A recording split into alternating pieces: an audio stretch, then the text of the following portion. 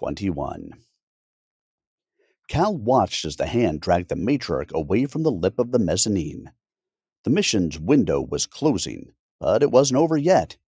If he held everyone's attention on him, here in the Citadel's Grand Hall, then Shay might be able to slip away and finish what they came here to do. Pain flared in his arm, sharp enough to blur his vision, dull his mind. The Lord Inquisitor's gaze bore into him, stoking an anger that threatened to boil over. Back to back with Shay, he pushed his weight into her. "You need to go. The matriarch is on the move." "I'm not leaving you here," she hissed back.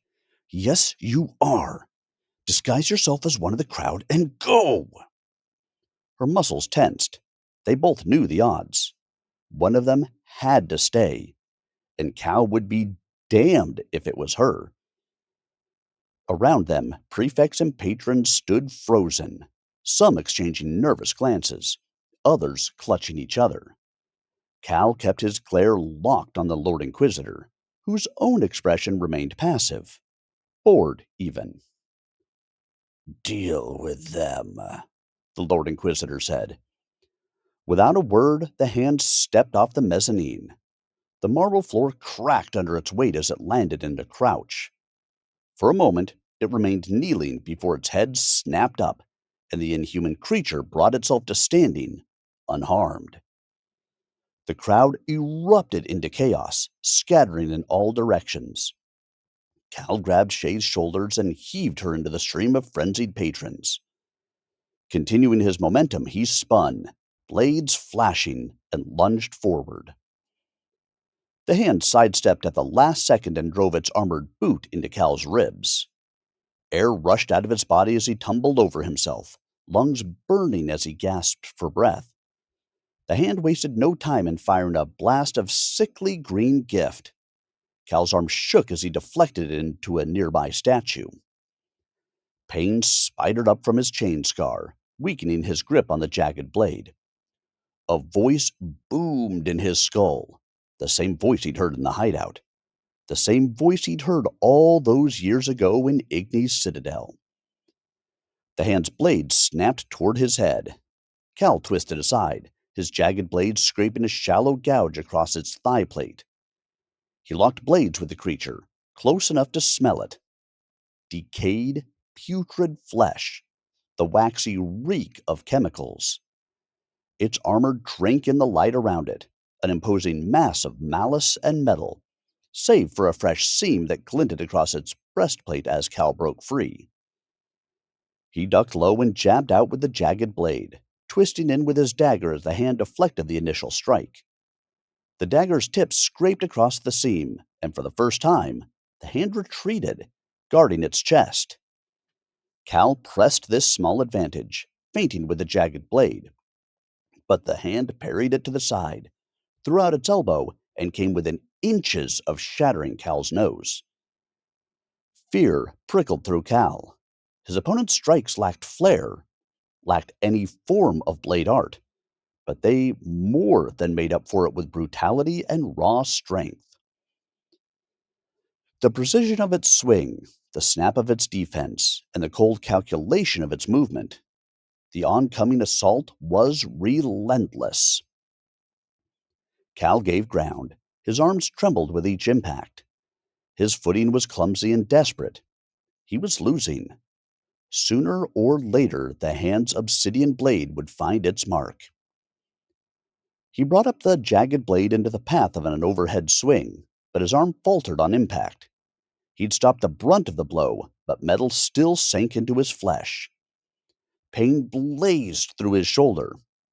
He pushed as hard as he could against the hand, giving himself the smallest of openings to disengage. Blood pooled beneath his doublet.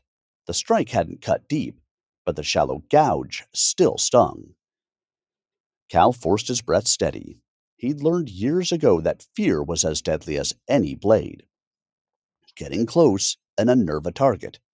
Show them that their gift did not make them invincible. But right now, it was he who felt the sharp edge of fear. Throwing himself at the hand wasn't going to work. It was faster than him, stronger than him, didn't shy from pain the way he did. While Cal gasped for a breath that he'd been one step behind this entire fight, the hand stood motionless, guard up, and ready. He shook his head. His fear was born of a desire to best his opponent, to win, to live. But winning didn't matter. Only buying time for Shay did. Cal calmed the frantic panic in his fingertips. He closed his eyes and blocked out everything other than the hand. If this were to be his end, then he would make his opponent work for it. The hand struck again with frightening speed. Cal redirected its blade into the floor and rammed his shoulder into the creature's chest. It staggered but recovered quickly, reasserting its stance for another round of attacks. Cal settled into this new rhythm: deflect, counter, survive. His strikes chipped at the hand's armor but did little else. This delicate dance allowed Cal to conserve his stamina, but his endurance wouldn't last forever. Sooner or later, his luck was going to run out. Backed against one of the grand hall's garish paintings, Cal lashed out at the hand's gift fire. The arcane projectile ricocheted off his blade and struck a nearby statue. Cal threw up his arms to cover his eyes as sculpted marble exploded in all directions. Cold, metallic fingers clasped around his throat, wrenching him forward and slamming him against the painting's frame. White-hot pain burst through the back of his head, and his blades clattered to the floor. Cal clawed at the hand's grip, kicking and squirming, pain sparking as his knees slammed into metal. The stench of the hand smothered him. Above, the Lord Inquisitor raised a hand. The pressure on Cal's throat eased, enough to let him gasp in a burning breath.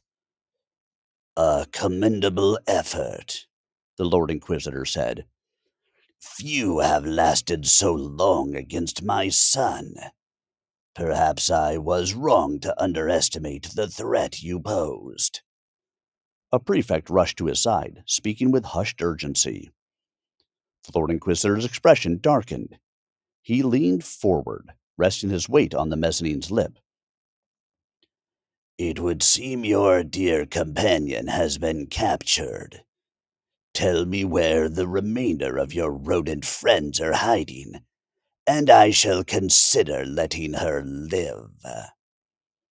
Cal thrashed, but the hand remained motionless, more statuesque than the ones it stood next to. "Failure to comply will only result in both your deaths. Your actions may yet save her life. Isn't that what you fought so valiantly for?" The fear in Cal's chest twisted hotter. Different. It strained his muscles. His forearm burned. The Lord Inquisitor's voice faded beneath another, one that whispered malice and rage into his mind. He thought of Ovette, of revenge. "Oh well, perhaps she will be more compliant," the Lord Inquisitor sighed. "Kill him." Cal's empty hand twitched, not reaching, but receiving, as a jagged blade's hilt met his palm. The weight of it came first, then the cold bite of metal against skin. With a roar, he drove it upward, through the hand's throat and into its skull. The Lord Inquisitor's scream echoed as Cal slumped to the floor, gasping for air. The voice in his head howled, flooding him with pain, showing him images of Shay's broken body lying amidst a wreath of white gift fire. "Shay," he gritted his teeth, forcing the presence back. The pain in his arm remained, but the room sharpened into focus. He dragged himself to his feet, bracing against a statue. Shay needed him. He dared a glance up at the mezzanine. It was empty. The Lord Inquisitor had vanished, along with his chance for revenge. The hand lay motionless, like a discarded doll, its malice gone, hollow. Cal turned toward the corridor. Something pulled him forward, an unseen tether guiding him to Shay. The closer he got, the more the voice in his head pushed. Someone, or something, could see him, watched him, and it knew he was coming. Unknowable words pounded in Cal's skull, less speech than raw emotion. The world fractured each time he closed his eyes. One moment, he stumbled through a corridor, his body splitting at the seams, as if something were trying to escape. The next, he stood amid fleeing patrons, prefects sprawled in pools of the same red slick that stained his hands and blades. A woman dressed in servant's garb, finer than the rest, wailed in fear as she darted past. Each flash of Shay in his mind brought forward a storm. Panic seared his nerves. Rage twitched his muscles. Fear drove him forward. Hatred compelled him to act. He moved with a will not his own. Ahead, something throbbed. The same darkness and malice that coiled in his mind now hung in the air, thick enough to choke him. It dragged him forward into a cavernous chamber. Before the titanic chain, a woman clad in white battled a flickering shadow. The shadow bobbed and weaved between blasts of gift so blinding they seared his vision. Heavy fingers gripped tight around the blade in his hand. It quivered, hungry, aching to bury its jagged teeth in that shifting darkness. He lurched forward, then crashed to his knees. Muffled words. The shadow was speaking to him, taunting him, trying to unnerve him. His purpose crystallized. Protect the light. No. Destroy the shadow. A scream tore from his throat. Ka! The shadow's voice cut through, louder. A word. A name. His name. Cal. His head roared with fire. He clawed at the invading presence, heat surging up his arm. Invisible talons groped for his mind. Cal, I need you. The shadow's voice. Familiar. Too familiar. A softer voice came next, one he could never forget. Cal? The presence faltered, enough for Cal to wrest control and anchor himself in the one thing he knew. Anger, clean and sharp. The shadow dissolved, revealed a battered Shay. Blood from a deep gash soaked her side, her dagger trembling in her grip. The illusion of another flickered and died in her other hand. She was beyond the point of exhaustion. Cal? The matriarch's voice, the soft voice, the target's voice. Cal exploded into action. He twisted beneath a plume of white fire and swung the jagged blade into the path of a second blast. The gift detonated on impact with the blade, scorching his arm. Not the chain scar's heat, but something purer, something purging. Ears ringing, he staggered to his feet and charged again. Cal, stop! He wove through more of the matriarch's panicked burst of gift fire, every muscle alight. Instincts heightened his senses. This was it. Her life or his. Cal, please.